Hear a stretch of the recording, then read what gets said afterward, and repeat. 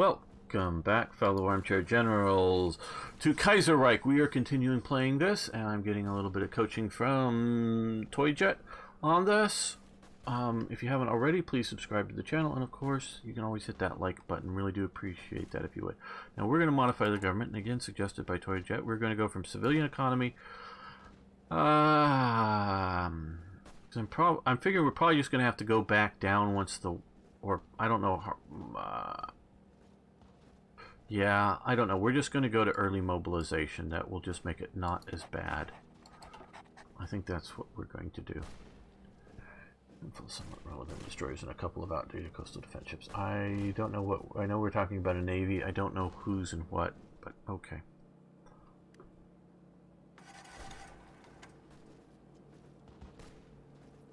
I missed that part of the chat.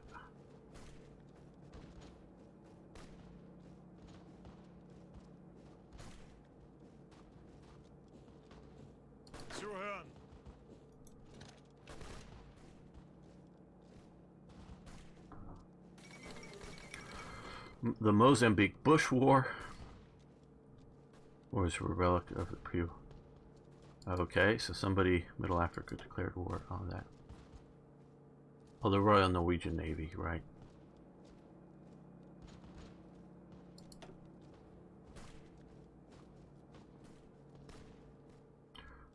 In a way, that might make more sense than really pursuing an army for Norway.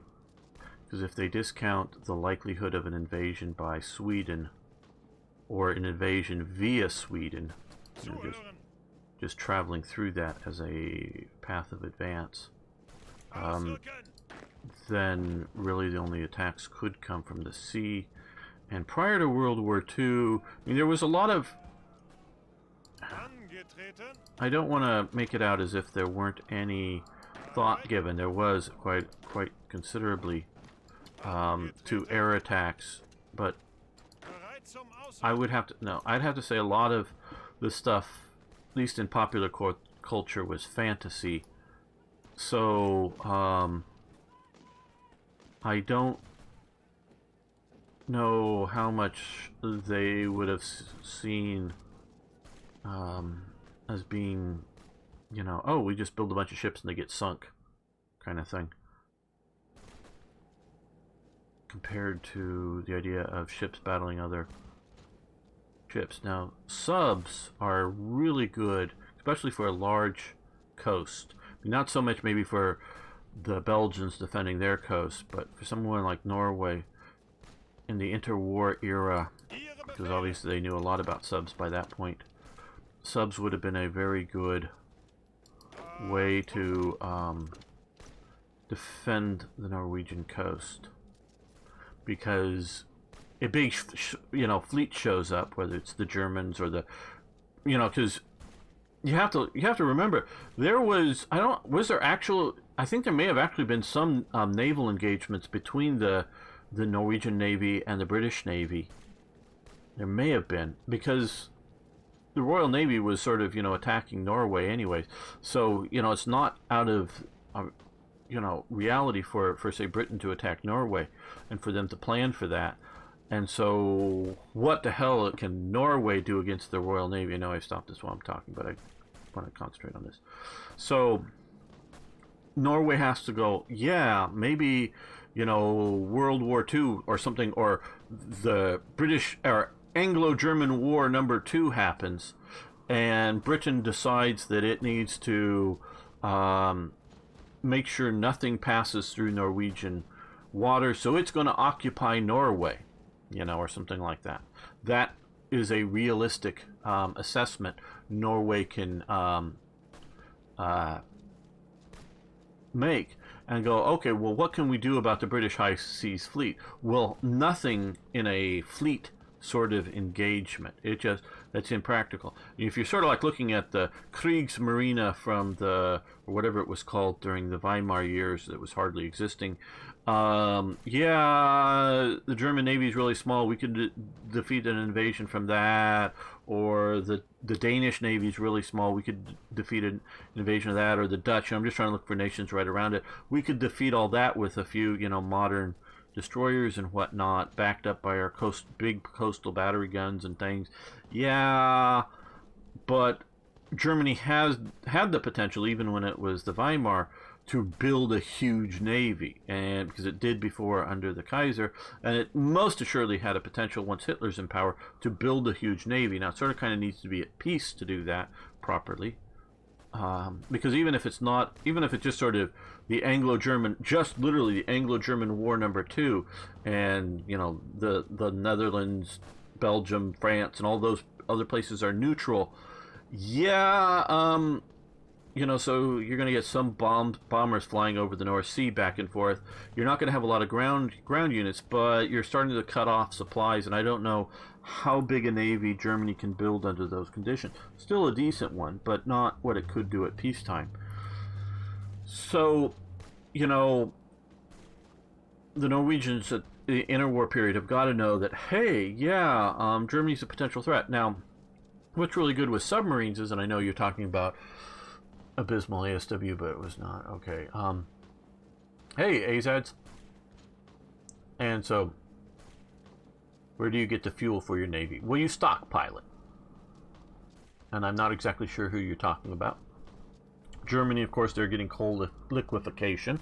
Norway, they didn't quite yet know about the or able to do the off-sea drilling. Excuse me. And over time, that would be knocked out by other naval powers. But you can stockpile a fair amount for submarines, and submarines can go, oh, there's the Royal Navy, you know, a big fleet of it, and we're going to, you know, power away in the other direction while it's there, but go hit other things and be sort of a guerrilla war, or a commerce war, of course, too, but a guerrilla war against invasion by hitting units that are not expected. They can also hide, and even if the big fleets are coming, still sort of from surprise, launch torpedoes and then try to hide on the bottom of a fjord somewhere from reprisals. So I would say, in my opinion, subs would be a good way. Not to not have some destroyers and surface vessels, but subs would be, for me, the big ticket for Norwegian defense. Okay. You push there. You push there, and you push maybe down there to cut them off. Yeah, that works.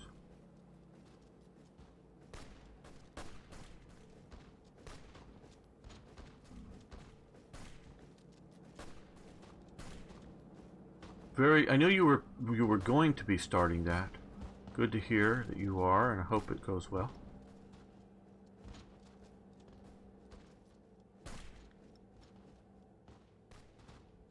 Your internship, that is. Okay. You support that attack.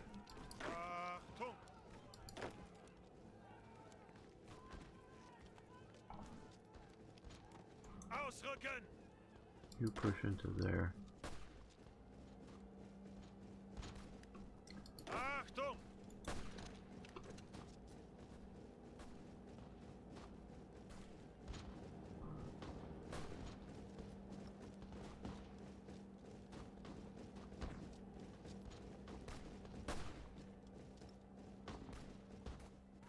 Now, you know, the one thing we haven't really been doing is building new units. Okay, we have some capability. We'll add a unit. Let's build 2 units here. I don't know if we have enough supplies or equipment for that. No, we don't really, so let's cancel the second one.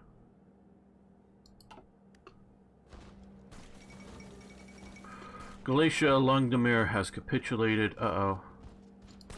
Our allies there have capitulated. That is not a good sign. Damn. Okay, you push there. Yeah, that is not good. You attack there. I shouldn't have brought them into this fight.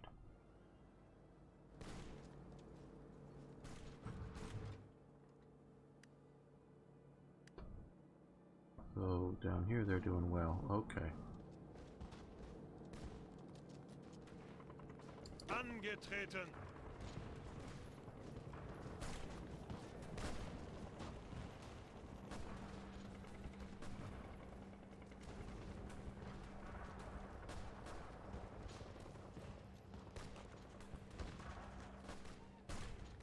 Okay, good. We got rid of that pocket.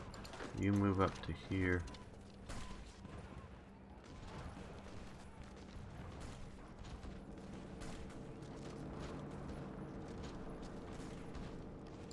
Okay, stop. Damn, you're now pocketed too.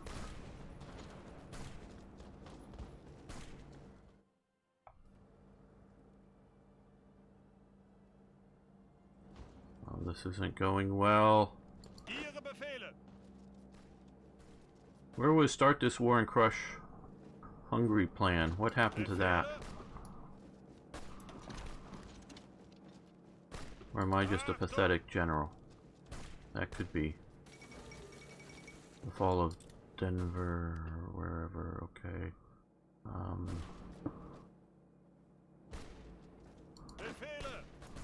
No, you're fortified there. Let's push the unfortified spot.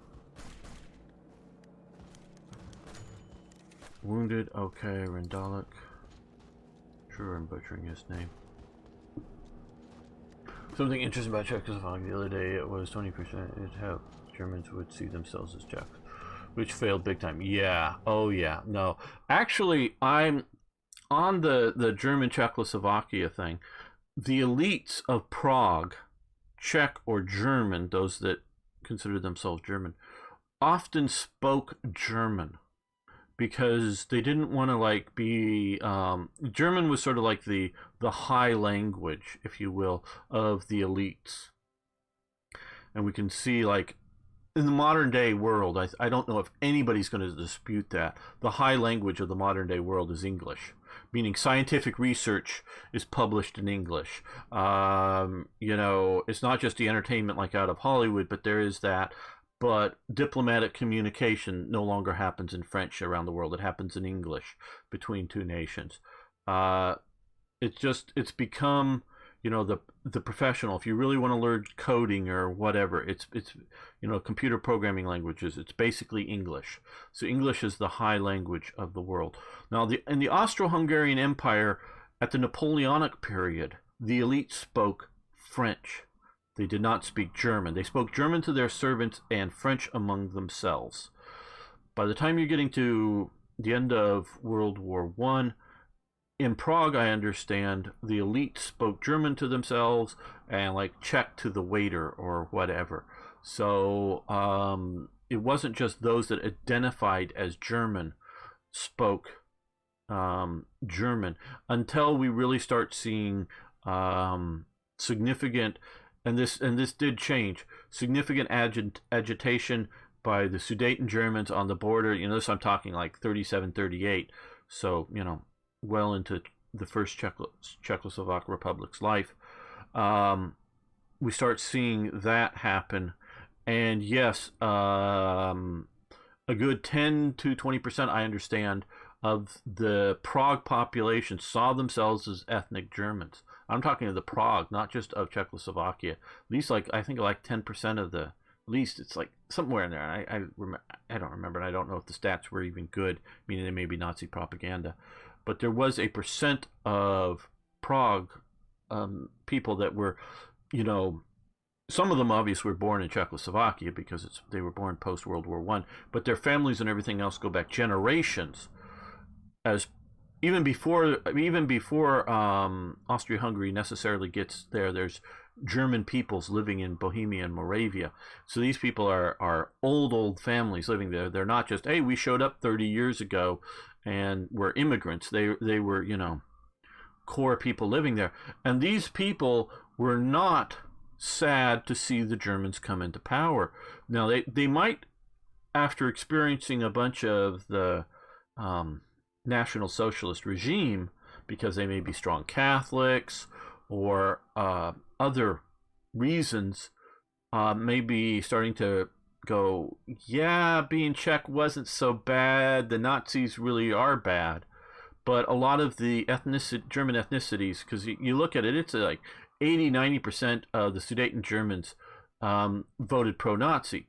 You don't find that percentage in the standard German population because you still have, okay, communists and socialists are no longer able to vote for their political parties under Hitler, but they still have those beliefs. And your average worker who was a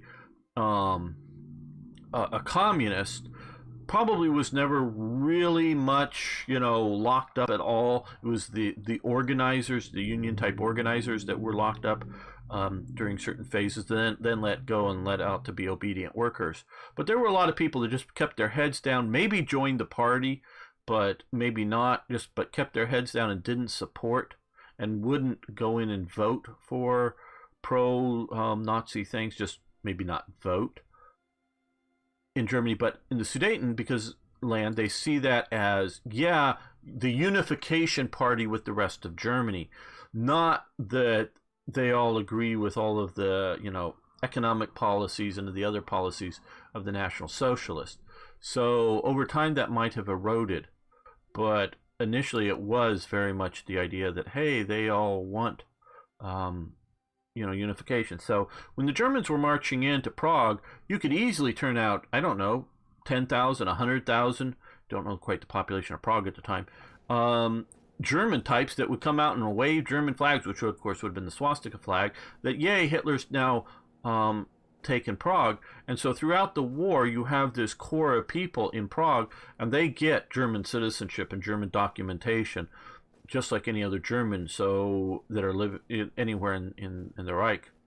So they're there and liable for conscription and other things, and that does turn a few people off once they realize that means they're conscripted to go fight on the Eastern Front and whatnot. But so there's a lot of those people in and around that really do support, and they're intimately aware of the Czechs, so they really help root out some of the dissident elements as well.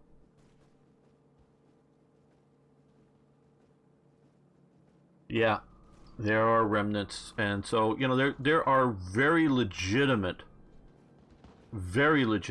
how do I say this,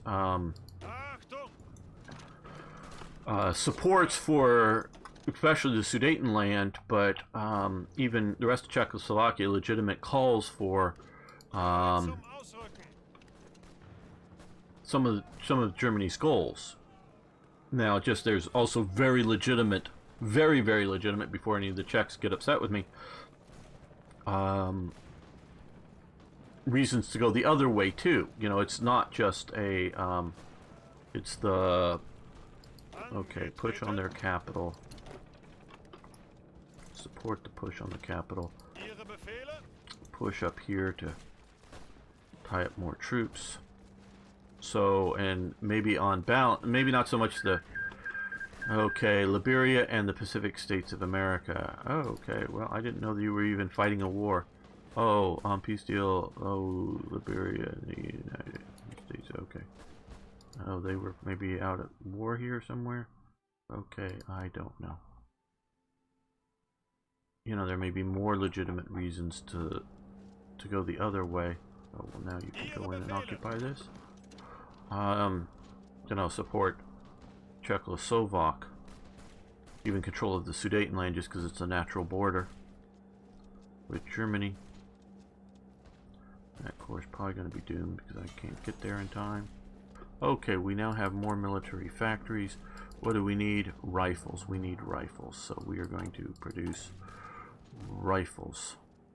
Now let's get back. Let's look over here. Okay, no, not here. Here. Okay, we're getting another factory coming in. I don't know the supply. We're not playing Black Ice with this god-awful supply thing. I know they made another update. I quickly looked through the changelog for the latest version. Didn't see anything regarding my problems with it. So I don't know if they've been improved or not. I just quite honestly don't know.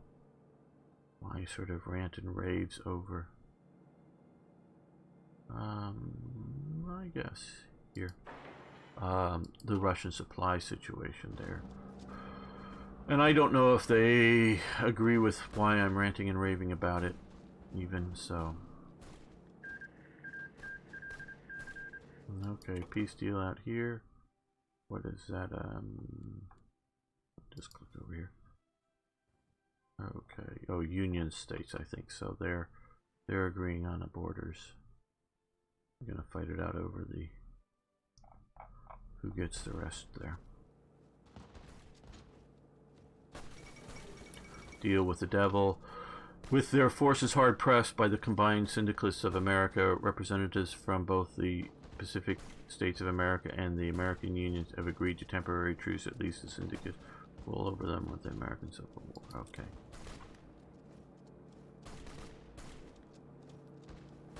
Yes, that one corps is gone. Or one division, I should say.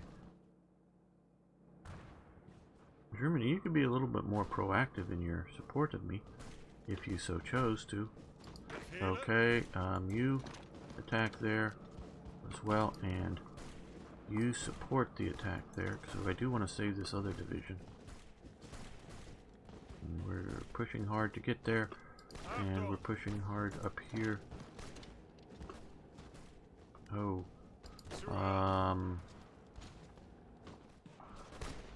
that's their other, one of their other capitals. I mean, they moved it. Oh, down to Brasso. Okay. You support that attack.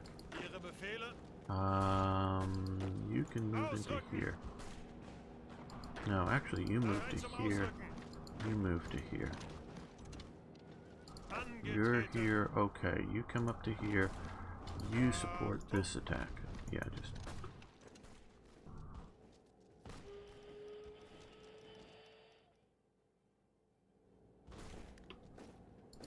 Come on, support this attack. Come on, get through there.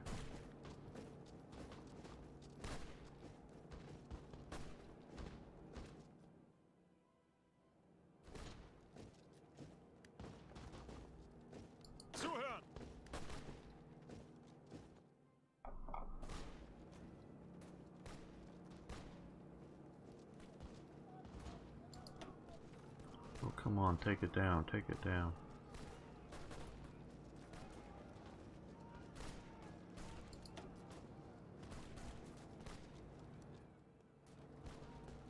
You want to relieve them. Okay, you push to here. Oh, you can now support this attack, I guess. Get that going.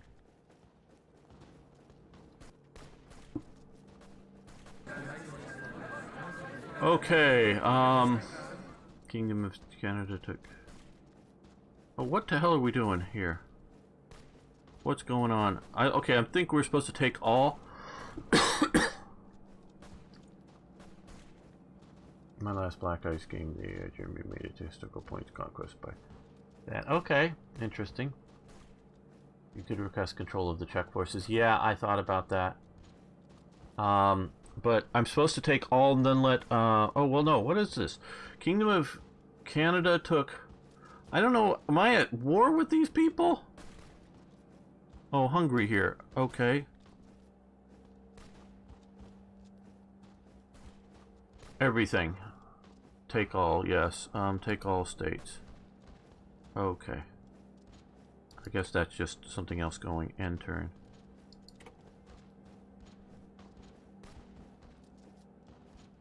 I guess done. Okay, so we won. Good.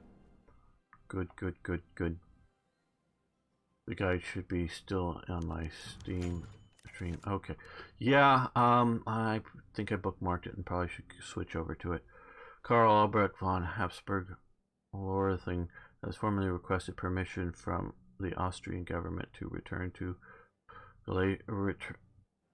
Galicia and re-establish provisional authoritarian Dem cabinet in preparations for the post-war peace. Okay, let me alt-tab out here and look to see if I have still the guide that here. Let's see if I can open that up. Okay, yes, and it's loading in. Okay. Okay. Where were we on this? Good with idea.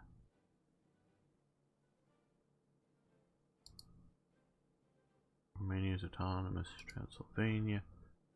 Okay, war with Hungary. Okay, let's see. Yes. Mr. Habsburg, don't it feel good? Okay, I'm going through this. Declaration of the Transfer. We are liberators. Now maybe I need to read. Bring the benevolent Austrian monarchs that you are, of course, and go ahead and choose the first option and release Transylvania and Slovakia. This one is going to take for a while to re-establish a state of Hungary. Okay. Declaration of the Slovak state. Well, I'm not seeing that particular one. Autonomous Transylvania. Going back up it. Yeah, okay. But so I think, yes, return. Time to return them to their territory. Okay. So we got that done. Now, let's look at our stockpiles. Well, we're going to keep that one division in training. Okay, we have a slight, probably because capture, slight, well, decent, actually, bonus, but we're doing more than we need. We're going to do some support equipment. Oh, we have, because of that, we'll also grab that. Okay. We may lose some of the factories when we're returning some territories. Let's speed this up a little bit. Now that we're no longer fighting a war.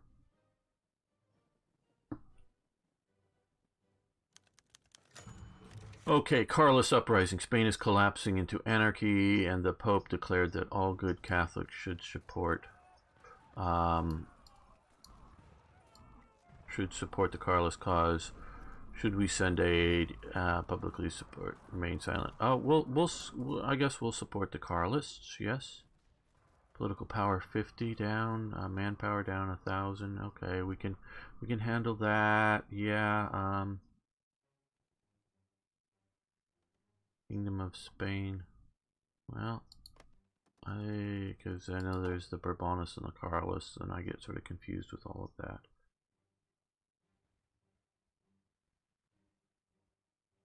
Oh no, okay, so yeah, we're going to do all that. Okay. Okay, declaration of the Transylvanian state. Yes, we are liberators. The state of Transylvania will be declared. When it becomes a puppet. Okay, yeah, it'll still be our puppet. Okay, so good. We can move most of our troops out, I guess. We'll move these guys up to here. These guys come over here, face the... Maybe we need actually more of these guys coming in. Oh, we should... Trains. Everyone get on trains. Come over here, face the syndicalist.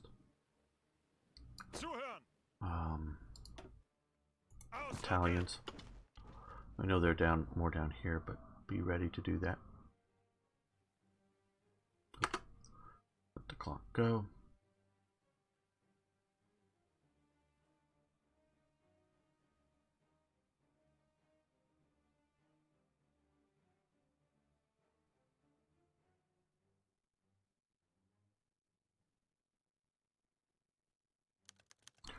Okay, yes, we're liberators, so there'll be a Slovak state.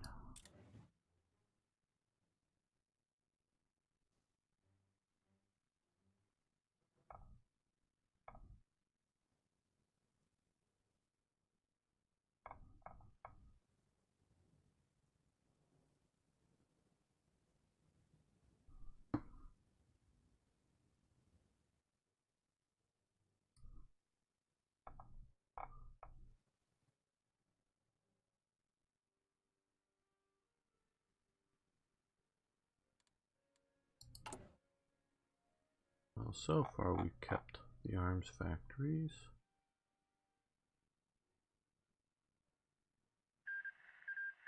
Saudi Arabia has joined the Cairo Pact. Poor Magyars. Well, they shouldn't have rebelled against us. It was Austro-Hungary. The Austro-Hungarian Empire. We gave them, well, I don't know if equal billing. It starts out with Austria, but then that's alphabetical. We gave them very strong billing in the empire's name and gave them a region of the empire to sort of control.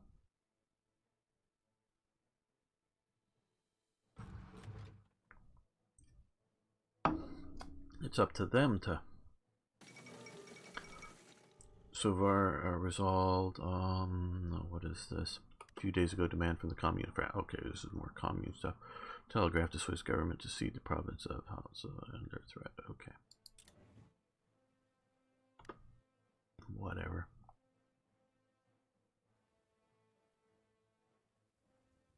Just a bunch of damn commies.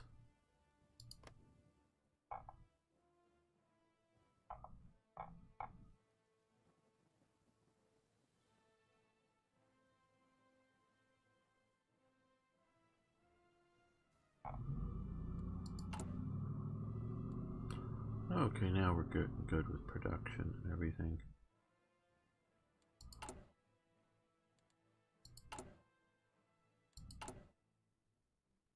We almost got our infrastructure repaired. A couple areas still left to do. Way here. Probably gonna give up anyway soon. This is taking forever because of, I think still the Black Friday effects are still going on. Yeah, aftermath, or Black Monday, sorry. Sufficient resources, whatever.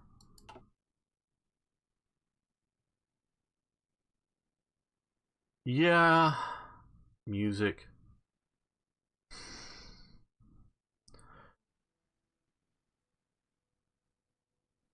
I'm thinking about music as music does add something, but it can also be very polarizing, and I don't know specifically about the bot, whether how that one would work. I could look it up. I don't know.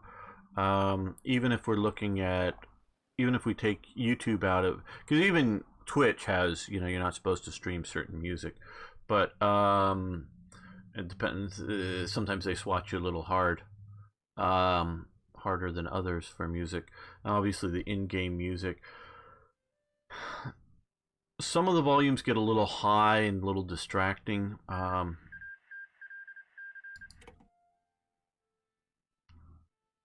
you show how the Navy looks? Do we even have a Navy? Okay, yes, we do have a Navy. Okay, I knew we had some. Recovering industry, very good. Hold on just a second. So we have Beltacraig Dreadnought hold ships here. We can look at the design a bit here. So somewhat modern.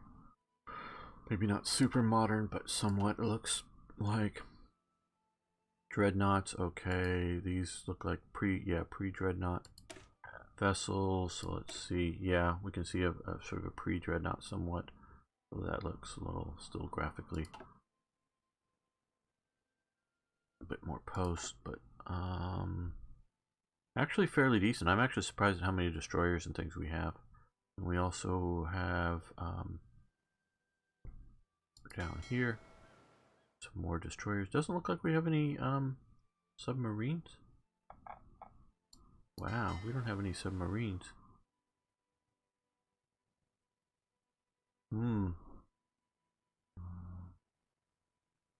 Hold this, what it looks like. Okay, well, you know, we're going to go just +1, so we'll finish this off, which is, oh god, September 30. Oh no, that isn't that far away. I thought we were still back in 36. Okay, so we'll finish that off, and then we're going to, I think because we didn't have any, let's see, do we have any plans for Okay, improved. Yeah, we'll just do this. I don't really care that much about the Navy and like the details of its design, but I figure that might as well have one and or some to be able to do some. Oops. Hey, Eric, good to have you here.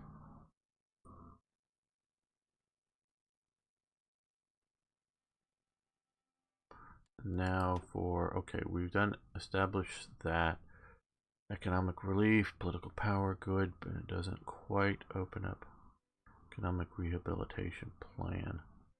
Oh, we can do that now. Okay, no, that's the one we can do now. Because I guess we just got through recovering here. That's right.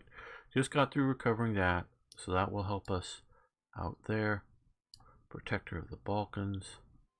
Yeah, we want to do economic recovery, I think, first. Yes. Oh, before I do that, I want to just look. Yeah, expand the Austrian military. Nice. But I think the economic foundation is important first.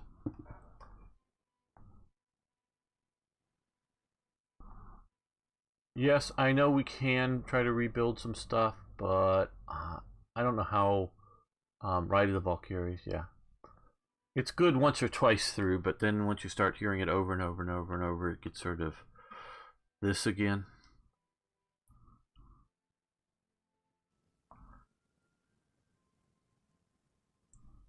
And yeah, I have built some destroyers, obviously, and not maybe not many new ones. I think. Well, I don't know what's gonna really, other than like war with Italy, we very well might be wanting to Tibet, Mongolia. Mongolia. Let's see. Okay. Yeah. Okay. That's what it's looking like out here. Um.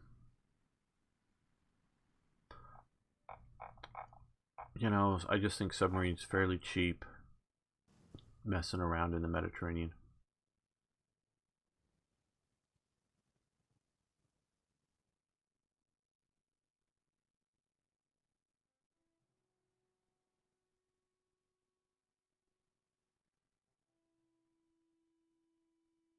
What are we?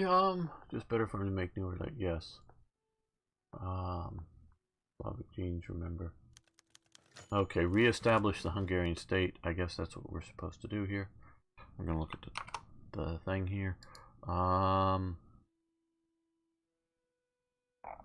Let's see. Hungary. Doesn't seem like the Hungarians are a big fan of the proposition. Decided to leave. Oh no, I've got to scroll down further. War with Hungary post. Reestablish the Hungarian state. Yes. What is it? This one seems to take a while, but when fires go, you get it. Go ahead and choose the first option to release Hungary as a puppet. It's better this way. Okay, I'll follow the advice. Hungary, because if it was World War II or something, I would know from history. Okay, but now they should be a puppet. We've cut into our production probably even more. Yep, we're no longer producing anti-tank weapons. Serbia declared war on Bulgaria. Oh, the Fourth Balkans War. What's on with the Balkans with war all of the time? Okay. Oh, I guess Greece is also at war with Bulgaria. Naval bomber fleet. I think we're now missing even more iron. Okay, let's see if we can trade for some steel.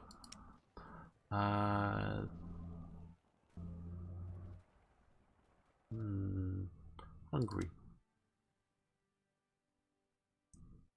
Yeah, let's do Hungary and then let's stop this. That way we're one factory and we get all of the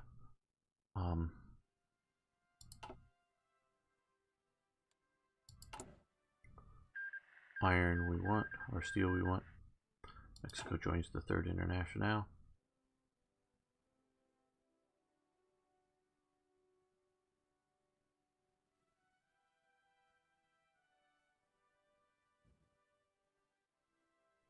Should we have left some of that for Hungary, maybe? I don't know.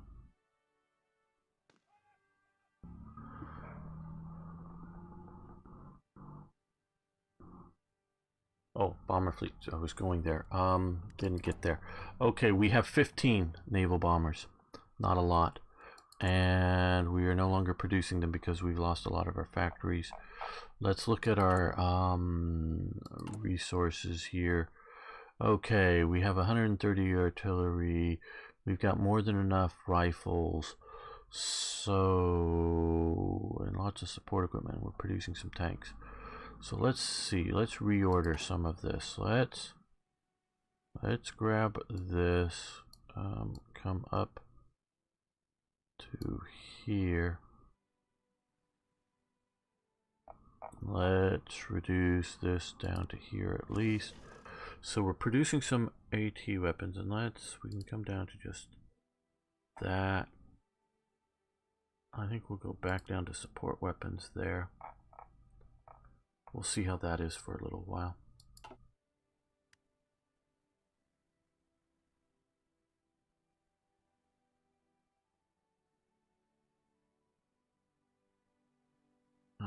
Instead of the Czechoslovakian army. That would make sense because the Brno arsenals and whatnot for Bohemia here very much were the heavy artillery and the tank arsenals for Austria. There was definitely some small arms around Vienna.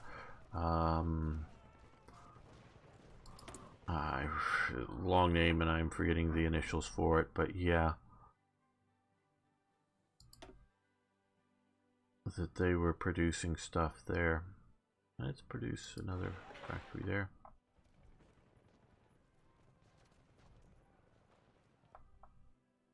So that we can produce more arms.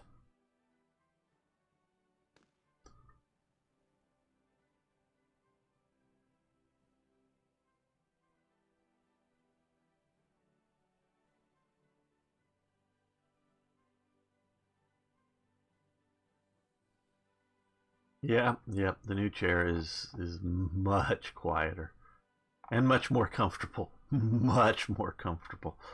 So I can play longer.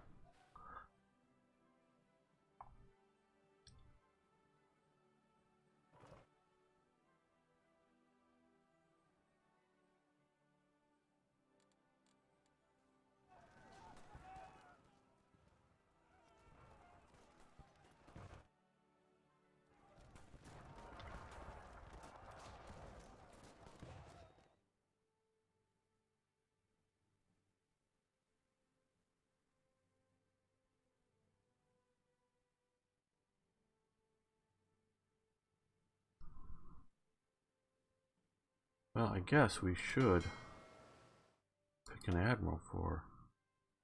Yeah, Von Trapp. We'll do him.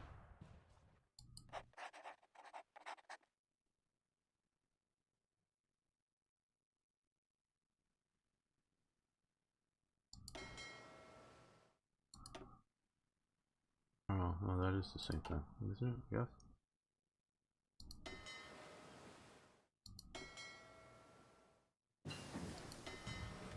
We already put Von Trapp here, didn't we? Radio detection, yes.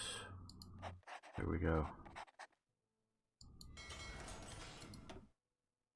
Orthy, yeah, well, wonder if he would have been part of that Hungarian problem that we just had. Okay, radio detection, yes. Good. We're not yet into 38, so we're not going to push ahead on that faster than optimum. So, do we worry about things buzzing around our heads like aircraft? Do we research better aircraft? Do we research better tanks? Because right now we have the 35T basically. Yeah, I'm calling it by the German designation, but and that's a reasonable tank.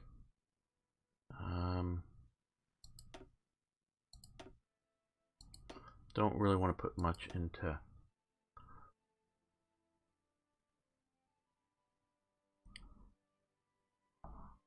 tactical bomber would be good. Let's do that.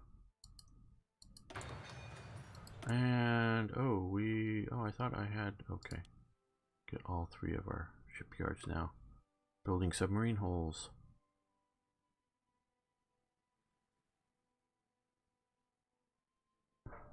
Hello, Emperor Kancheka.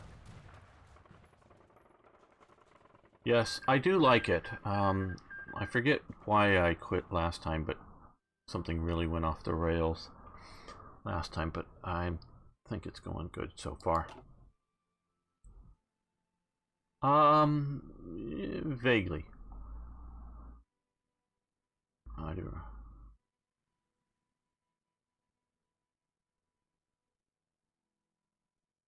So. Okay, well, no, I don't think we're going to import more. That will just cut down our expansion project here.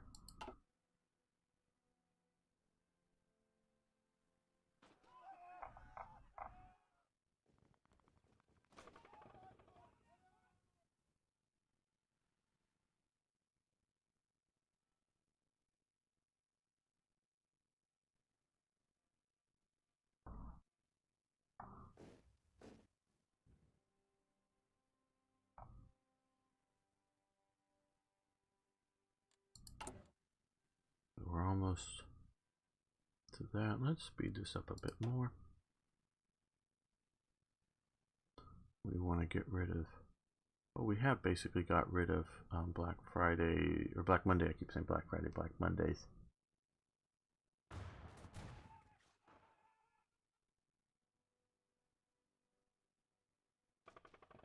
Ah, that, okay, yes, yes. Now I remember who you are very clearly. I think you changed your name or something, Emperor.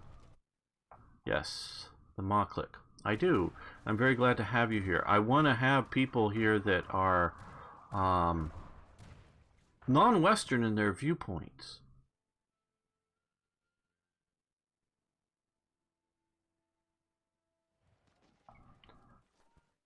Because I am very, very strong proponent of Western culture and Western ideas, but I want to hear what the rest of the world thinks about things. The Fall of Burgos, that's in Spain, I believe. Yes, an excavation, so we're getting more resources. That will help our resource situation. Okay, so we're all sort of done here, unless we're going to do equipment conversion, which I don't know that I'm bothering with.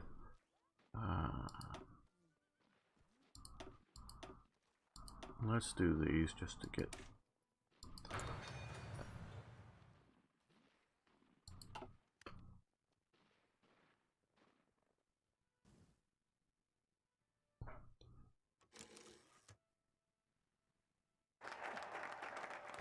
Okay, the rehabilitation plan, very good, and that is helping us considerably. Okay, Skoda, the arms manufacturer research slot, that's useful. Infrastructure, that is good. Sud bond, okay. Demand domestic firms. Building slots, okay.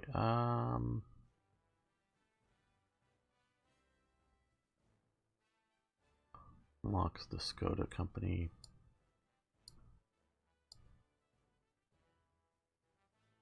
Ah, good. I knew you were, you had mentioned, I believe, you were going to be going in the army when we last talked. I know that was quite some time ago. And I know Taiwan really takes that seriously, which they should, because they happen to have the a big power that next to them across, well, at least across the water there, that have very clearly declared that they intend to reacquire the territory, as they might want to say. Okay, I think we're going to go with, well, let's look at second level. Okay, more, okay, military factories, civilian factories, those are probably, yeah, let's go the civilian factory route.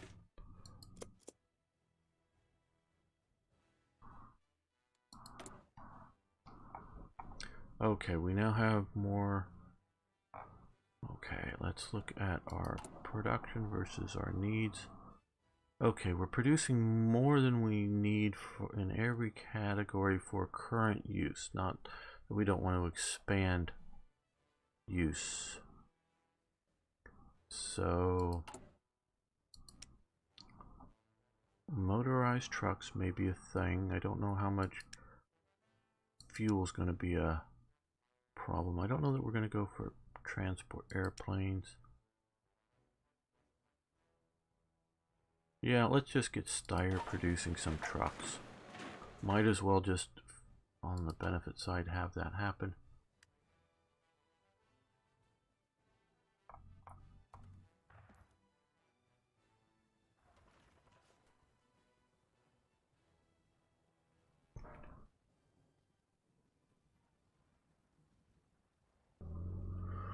Okay, good to know. I will probably then see about saving out this copy because the playthrough may last longer than that amount of time.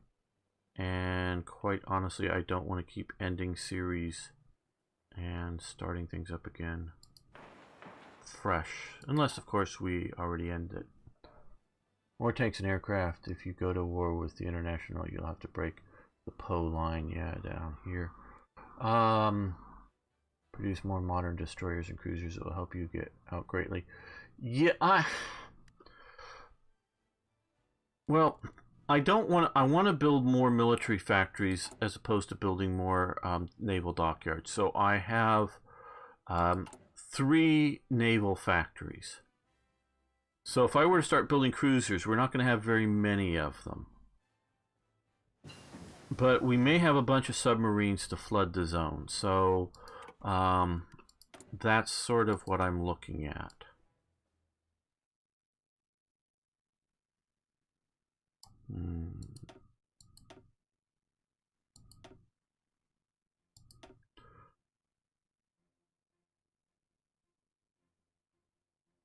I think the German path is probably the best one for our associations here, so we'll do that.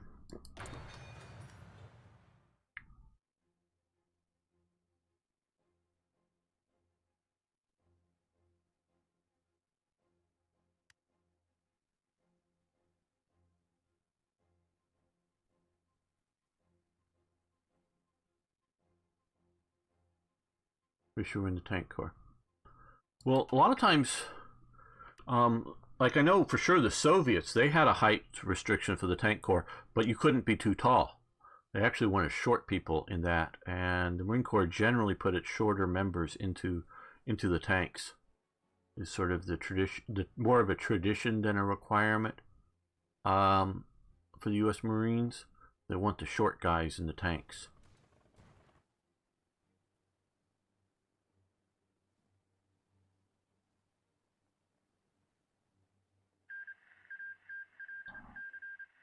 Okay, peace deal signed. Well, it didn't look like, it looks like Bulgaria didn't do that well out of that war. Not that I don't think they started it, but yeah.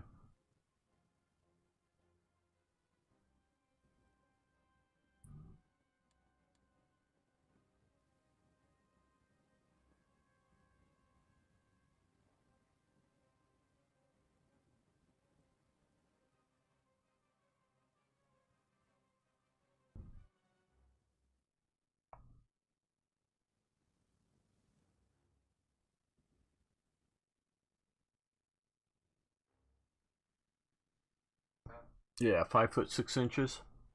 I'm not surprised. The T-72, yeah, as a max, not as a minimum. I'm presuming, because the T-72 is very tight, and the Soviets built that. All their armor is designed just on little guys in them.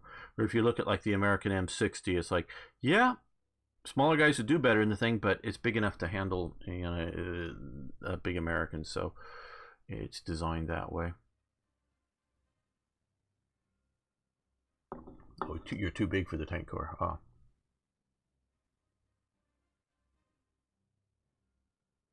You can be 6 foot tall and still get away with it. 6'3". Well, you do have, of course, the chieftain, and he is about a 6'3" man. So he's or something like that. He is very tall. Okay, takes power in Bulgaria. Okay, socialist in Bulgaria.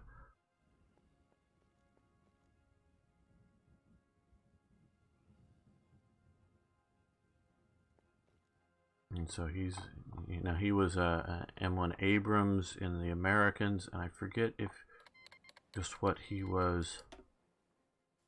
So I know he also served in the Irish Army in some vehicles.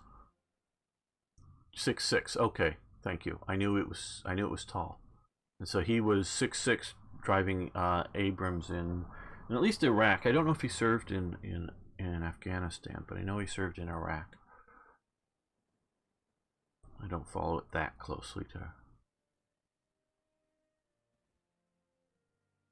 That sort of kind of makes a little bit ridiculous. Is will I fit in the?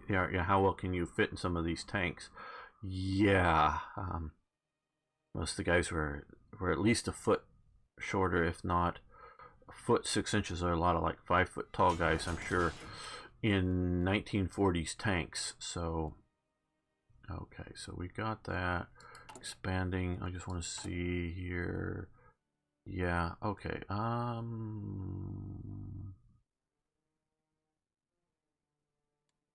want more naval bombers, and I guess we might as well do that. Not that, just get them in production, get them flowing. Now we are starting with that, getting a little hit hard there. So let's come back and see if we can do another civilian factory. I think that will be what we do here. Help pay for some of our imports.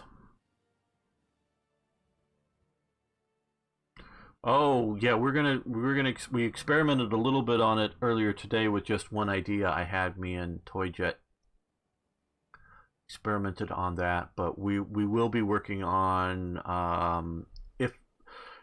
well, I guess I would like 4 or 5 people at least, but not so much to actually have a custom battle, but start a custom battle and experiment a little bit with sort of scripting a battle, shall we say? We know we will at least the planned outcome, but can we make it exciting? Can we make it interesting? Can we make people know not maybe who's going to worry about who's going to win and lose at the end of the battle, but will the German tank platoon, whether we have 5 or 4 or whatever, how many of those tanks will survive, defeating the Poles or the Soviets or whoever in whatever battle. And so some of that will be, I'm thinking for the series, some of it is not like we're going to know that 5 tanks are going in the battle for the German side and all 5 will survive or all 5 will die. No, we don't want the platoon to die, but I want to make some drama in it that people won't know until they see it. Well, the problem is, Ari, copyrights. Most of those songs are still in copyright, and definitely the recordings.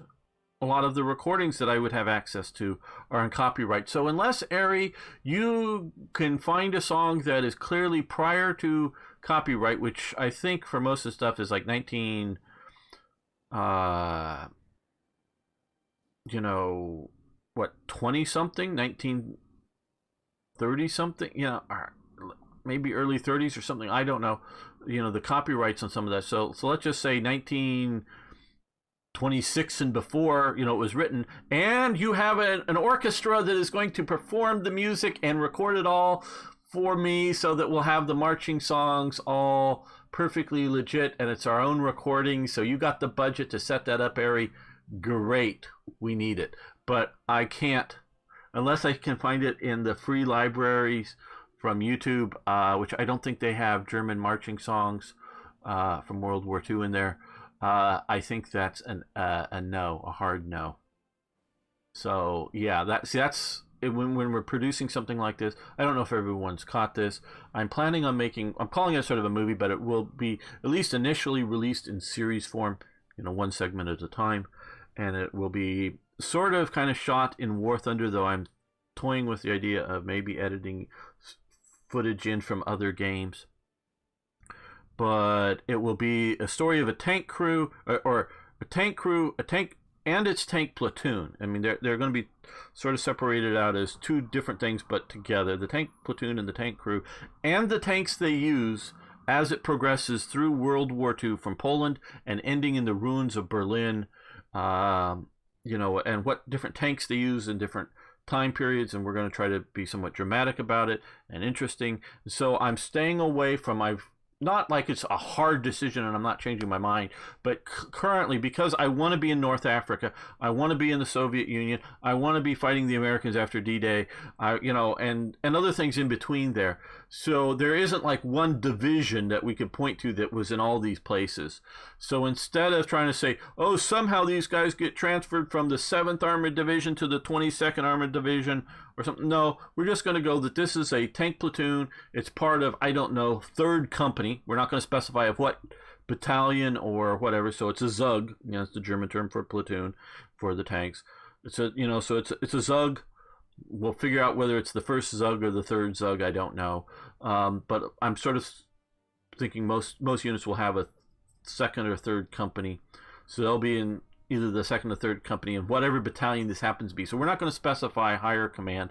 So this way they can be in all these different places through the war, fight in different tanks as tanks develop over time. When do they first get the Panther? Are they going to, I have no idea whether they're going to be one of the first platoons to give in Panthers for the Battle of Kursk or not. I don't know. I mean, that very well may be something like that. And try to create a story around the vehicles and them getting the vehicles and them going out and fighting and having, I don't know, 5 Panthers in their Panther platoon heading towards Kursk, and 2 of them break down on the way, and so they only have 3 in the battle, and only 2 of them make it back out, of the tanks make it back out of the battle that fought, and so there's only 4 of them left because the other 2 get recovered, repaired. They're not battle damage, they just broke down, and sort of tell that story in a segment, and that'd be one segment, and then maybe that company or that Zug, but the whole company gets from there, Kursk, after that gets shifted over to go fight the Americans over after D-Day, because that's sort of what ends. It was the one of the Italian landings that ends Kursk. Sorry, I think it was the Italian landings, or was it D-Day? Man, I'm getting confused, getting old. But sort of tell the story in that way, so it won't be some of the people that in the things that what division is it going to be and what battle, a little too tight history for what I'm envisioning, but so it's a little fictitious in that there's just going to be this one platoon that goes everywhere, does every major thing in the war. So obviously it's not going to be doing the invasion of Crete or something like that, but very well may be doing the invasion of Greece. Part of the before going into the Soviet Union, they'll be down there. So I know. So this is sort of, again, another plug for it. I will need actors, voice actors, and non-voice actors, because actors basically think for mostly you're driving a vehicle in War Thunder. So you'll need to be able to, starting out, everyone has base level vehicles, I know, but they'll need to be, especially later on, when we'll need some higher tier, just within the war tiers, but higher tier vehicles to be the enemy vehicles, and you'll be a vehicle actor, and obviously if you're the enemy, we won't be hearing you. At least I don't think we will. I don't know if we'll have any surrender radio chat or something like that. But so that would be a non-voiced job in it, driving a tank around, shooting at us, or possibly be another German platoon that still your tank may not be, because maybe that platoon commander may talk to our platoon commander here, but just one of the other German units. So on the German side, we'll need voice actors, non-voice actors. We may, and we're experimenting on how to do it, because I've thought of just simply I'm driving the main tank, and then somebody just purely voice plays, I'm loading, and talks like that, and do the opposite of what I did with toy jet earlier today to have to so that I'm driving the tank, but some of the other tank will just basically be played by one person maybe, is looking out and around, looking around and just reporting what he sees. So if I'm target focused, shooting, targeting one person, so this may be better dramatic. He can report if he sees, a flanking movement or other things. So voice actors, non-voice actors, I don't know how scripted we're ever going to be. You may get notes, keep it sort of free form, but within a planned general script. So that's just, again, a plug for the project I'm working on. To sort of create a series based out of War Thunder, and it's supposed to be somewhat serious. It's it's not quite like the oh man, I always blank on these things. The Squires, comedy videos. We're not that they're gonna not be funny moments or whatever, and it may end up being unintentionally ridiculous and end up being more comedy that way. So yeah, we were talking heights and tank, just scrolling through.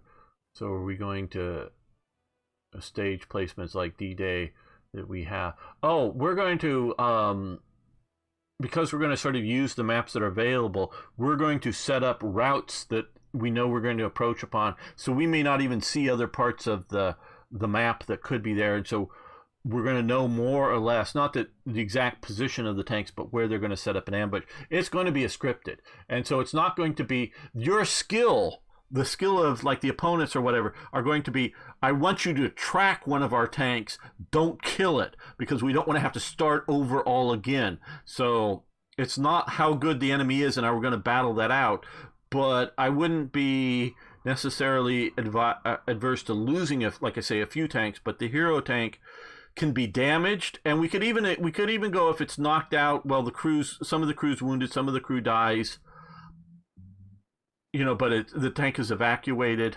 So just sort of go, oh yeah, they're not really all dead. One or two, because if it's a 5-man crew, 2 are dead, 2 are wounded, and, enough to go to hospital, and the third one isn't wounded but gets the other 2 out of the, one of them, sort of walking wounded and help from other nearby Germans, sort of survives the crew, and the tank can maybe be a write-off, but we don't. The idea is the other side is why I want to make that as actors. It isn't we're playing out a battle and how good of a War Thunder player you are. Show me. No, how good you are is by maybe just tracking my vehicle and not killing it, or doing a lot of near misses so that we see that on camera and you don't actually hit the vehicle, kind of thing.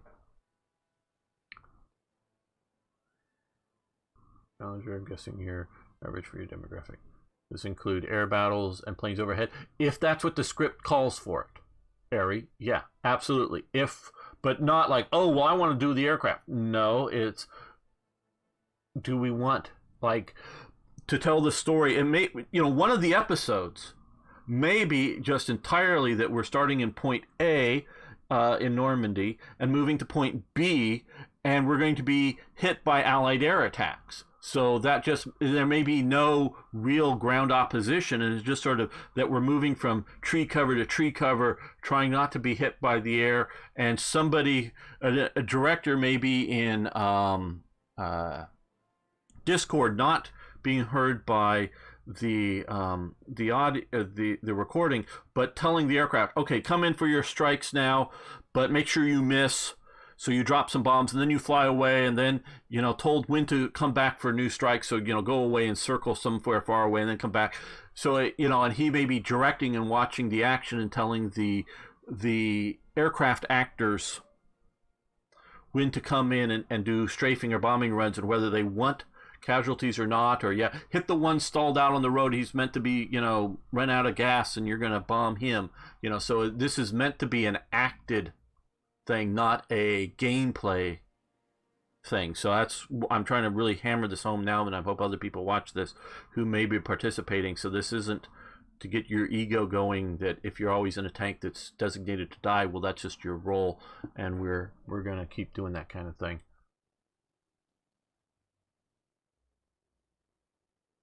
Yeah, the M60 shouldn't be too big of a problem for tall people to be in. I've been around a few of them.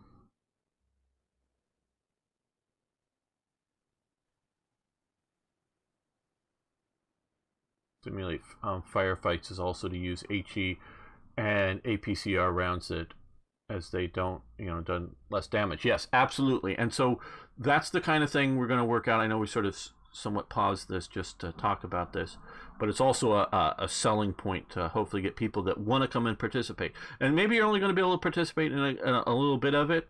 That's, there's, again, it's not like I do want for some of the voice actors that are going to be around for a while, I do want people that can mostly show up reliably. I understand there's always things that happen, but I want people to be mostly reliably. But if all you're doing is driving like an enemy tank, as long as you play your role even just once, one day, however much we make in one day, that's fine. You don't ever have to come back. It's not like, oh, I don't know if I have time to, play through the whole series. Yeah, I understand. So it just, if people who have War Thunder vehicles, you can find the other video. Like, I'd love to know that, yeah, I have American vehicles to tier whatever, just general things. I don't need like a list of all your vehicles. We'll figure out what vehicles we need to have, Shermans or Fireflies for the British or whatever it might be at some point, and figure that out. And we're going to be doing things. I've looked into some of the sort of interesting skins that they have, and I may be having to buy skins for people to, like, for some of the Al Alamein skins for some of the Sherman 2s or something like that to make it interesting. So and if I'm going to do that, you better be showing up when you're needed for those events. But but other times it can just be because we could just use background tanks, background supporting elements, even if you're just sitting on the side, not doing too much, just trying to look busy, so that there's guns firing at other enemies back and forth that aren't part of the central action. So I could use cast of thousands is obviously too big, but I could use casts of 20s or 30s of people potentially in some of these actions. I guess we're talking about another dimension then. I don't know. Okay. Well, of course there's going to be Wehrmacht. That's for sure. I mean, we're not doing the SS. That's absolutely core.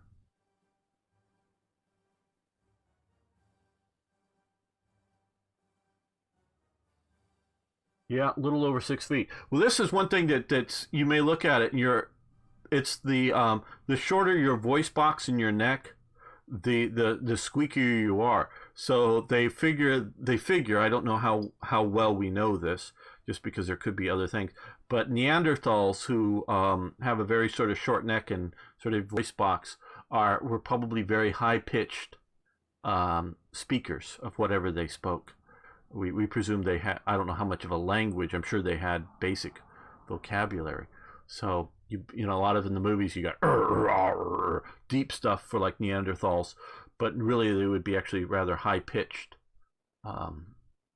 noises coming out of a Neanderthal or however you want to pronounce it. Okay, visit from Liechtenstein. We have received a state visit from the Principality of Liechtenstein. The Principality of Liechtenstein is the final remnant of the Holy Roman Empire and is due to its unique graphical location and survives. They have been under our protection. Okay, has stepped down from the throne and named his 31-year-old first cousin twice removed as regent. The celebration. Okay, cool. More political power. We could use it. Okay, well, we've just got a bunch of political power here, and from achieving another one of the things. So let's see.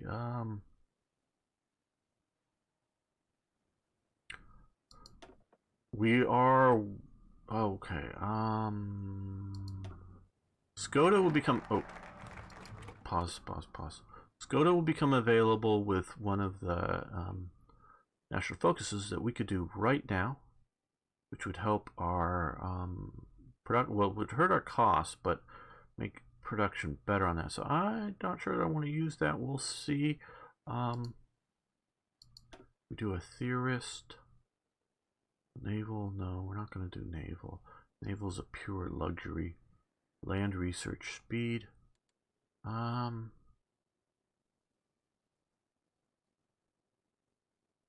research speed, they're both 10. Okay.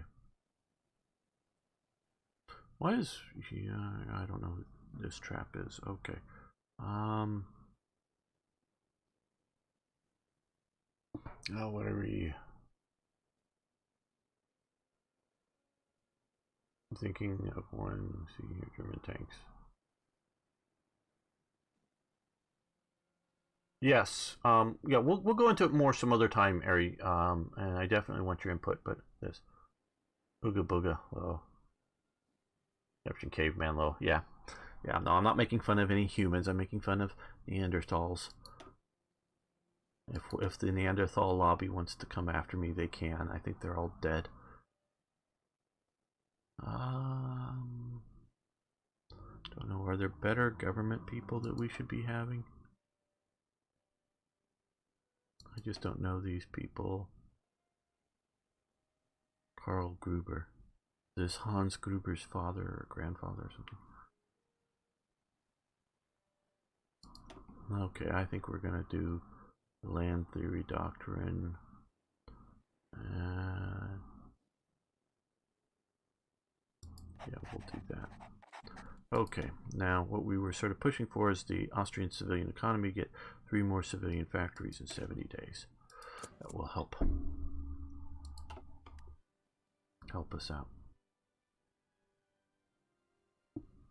Go for the manpower guy. Well, we still can, obviously. Oh,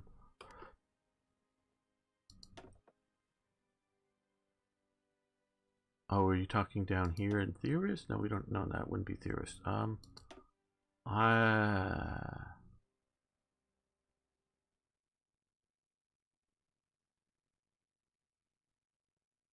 Social Democrat, yeah. Civilian factory construction speed. Radical. Okay, we wanna stay with Social Democrats because we don't really want to have a mixed government. Daily resource gain efficiency.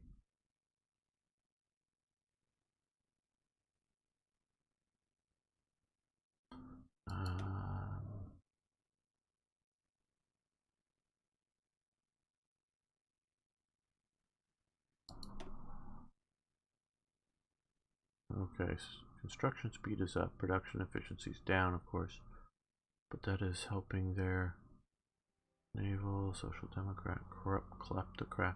Don't think we want to do that. Strategic air proponent, air support. Just trying to do Social Democrats here. Better or for worse. I'm not specifically seeing manpower here. Political gain, research, recruitable pop. Okay, well, we do have this guy whose recruitable population is up by 4%. So we do have Ferdinand Hanisch. I don't know who these people are. Okay, daily political power. Yeah, Social Democrat, Social Conservative. So decryption, research speed, political power. Well, I think we'll keep on the political power until we get no, Prince of Terror. Yeah.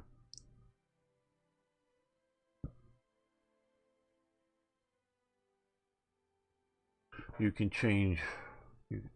Change. I think you're meaning heroes and generals, but I'm not sure.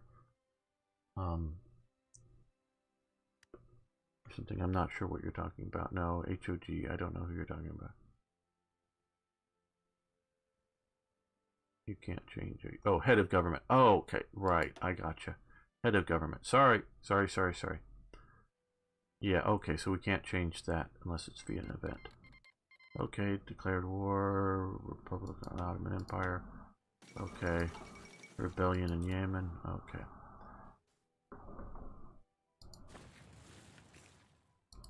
So they're now at war. The Ottomans are having fun with their neighbors.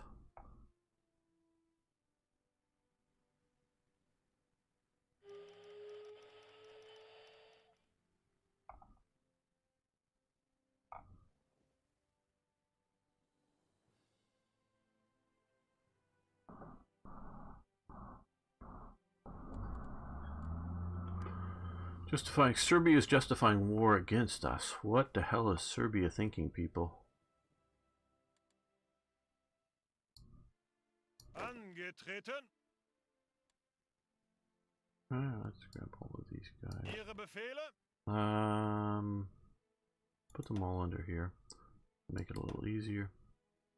You know, he's now down to one. Division, come down here. Yemen joined the Cairo Pact. Yemen declared war on the Ottoman Empire. Okay. Okay, you guys come down to here.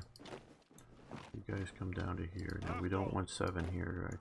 That's just because I'm lazy and want to draw big lines to get units down here. Angetreten. Angetreten. Ausrücken. Ausrücken.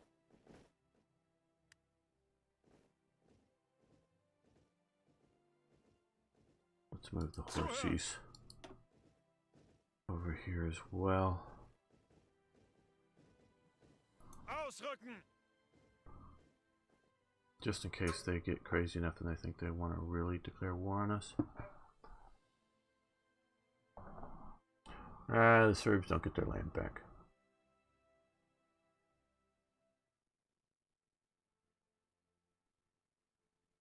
Yeah, they weren't in the last war against Bulgaria, so I don't think they were. It was Serbs and Greeks versus Bulgaria.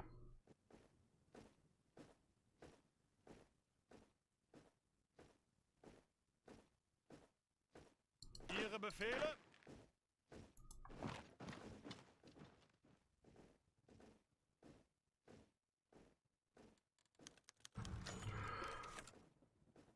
Alamut, the newest book by Vladimir Bartol. Slovenes are one of the lesser talked about minorities of our empire, even though after hundreds of years of being part of it, they are stuck in their own language and culture. The newest bestseller in the Slovene-speaking territories, written by Bartolomeo, it is a story of a Turkish and Persian struggles to control the fortress of Alamut. The actions are set in the 11th century. Okay, so Turk, great political power, nice. Okay, so more political power. Well, I guess none of these we can do. Whether we want to or not, I don't know.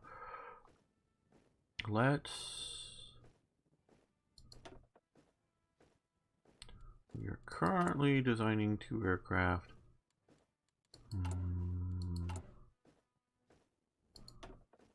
Let's see. Agility fighters, heavy fighter, agility, tactical bomber.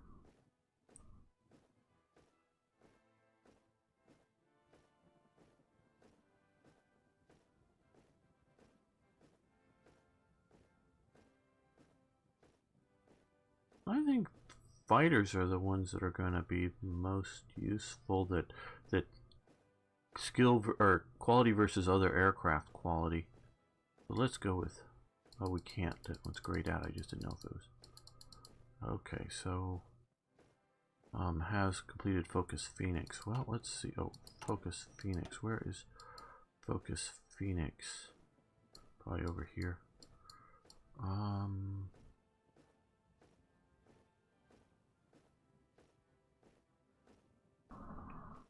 Yeah, way down here. Yeah, it'll be a long time before we get to there. Okay, so we're not doing that. Early mobilization.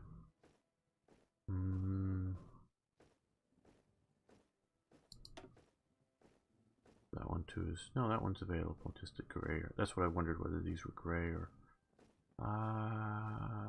okay. Again, better air fighter aircraft and max speed reliability. Okay, we'll do that.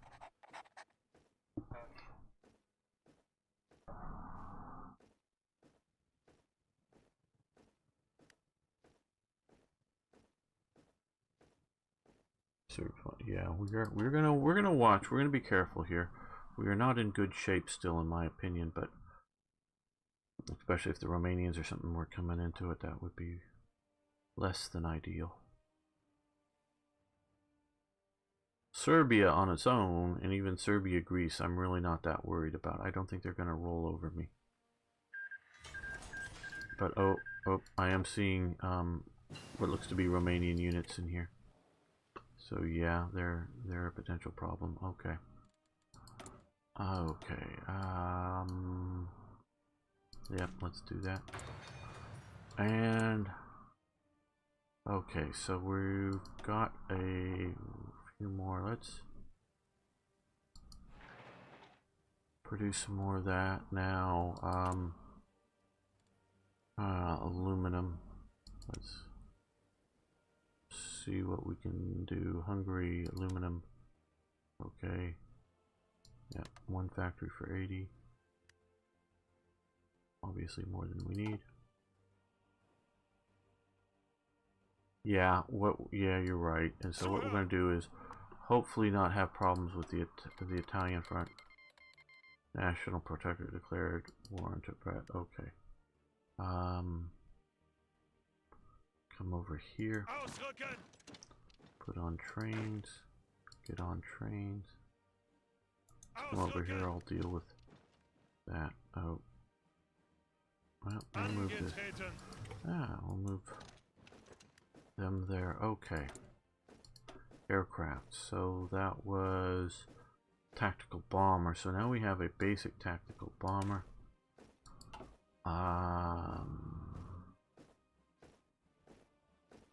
Let's start another one here. Now let's come over here and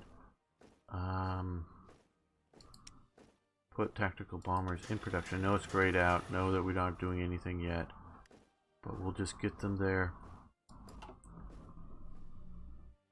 so that if or when we do get more factories, we can assign them to it.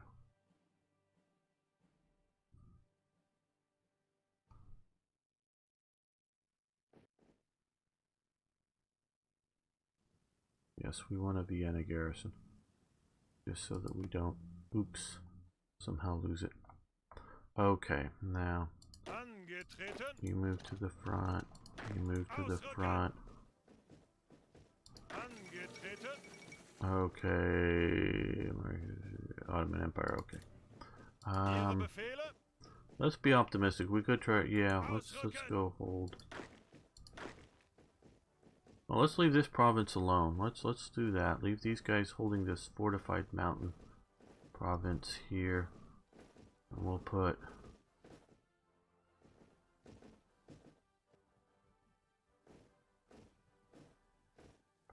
We're actually going to send these guys over here,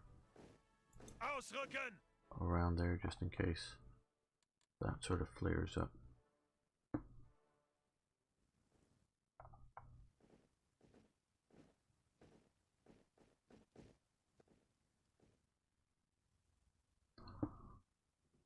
You need rubber. Yeah, I know I do. What I'm waiting for is this economy to get done, and then we're gonna. Portugal and Middle Africa have signed a peace. Looks like Germany took this, but I don't remember what it was before.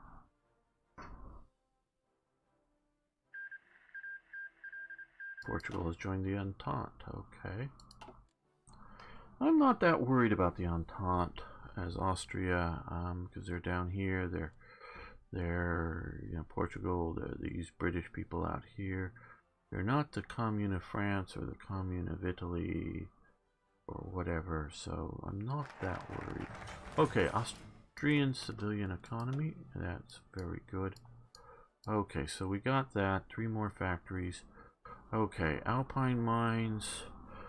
6 military factories is probably where we should go. Research, though, that is tempting.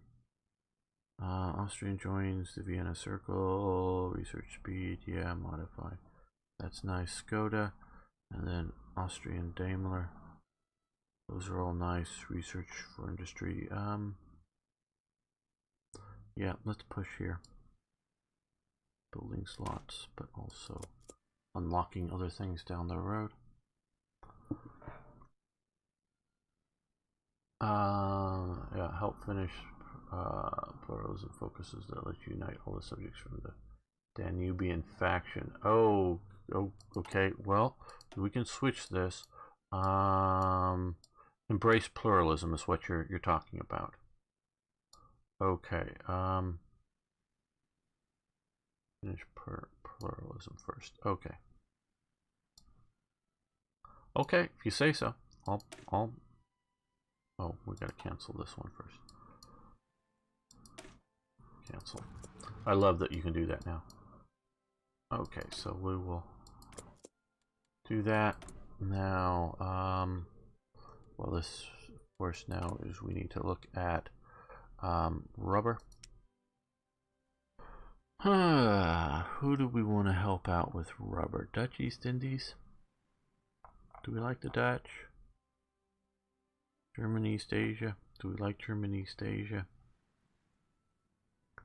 Maybe German East Asia. And tungsten, which I don't know if it's worth a factory. I don't know that it's worth a factory. So that will leave us with, I think, one. Well, no, but we'll put another factory into production here.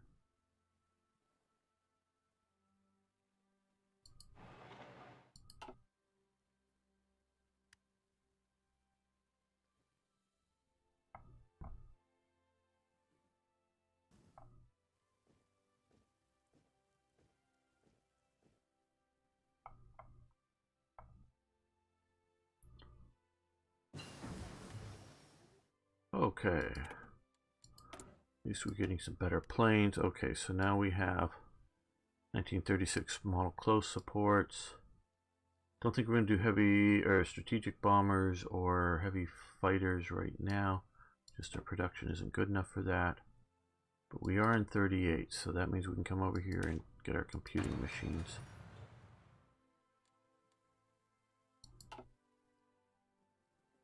Why are you defending against a Hungarian attack?